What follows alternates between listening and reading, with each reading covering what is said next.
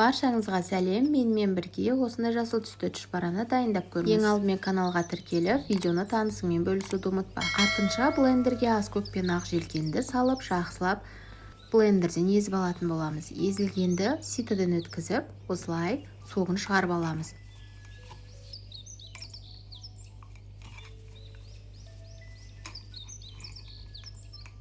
Бізде осындай жасыл түсті фреш дайын болды. Енді бөлек ыдысымызға жұмыртқаны, тұз және фрешті құйып, жақсылап араластырып, осының үстіне ұнды салып, жақсылап қамыр илейтін боламыз.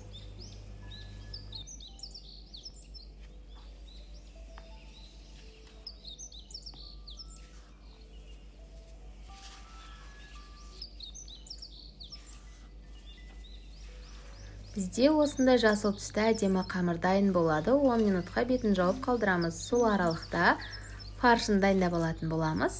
Пияз бен тартылған еттен дайындадым. Енді ол қамырды жаюға кірісеміз.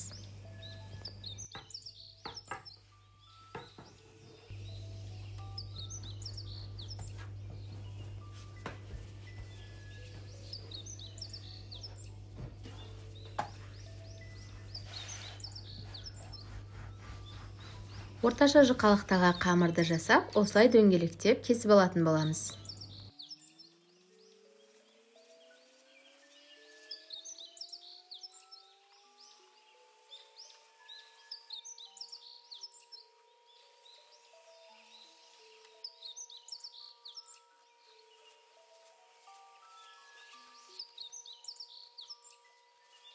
Міне осындай көлемдегі қамырлар шығады бізде.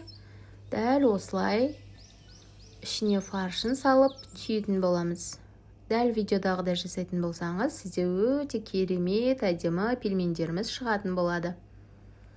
Мен бұл тұшпараларды тоңазытқышқа қатыруға жасадым.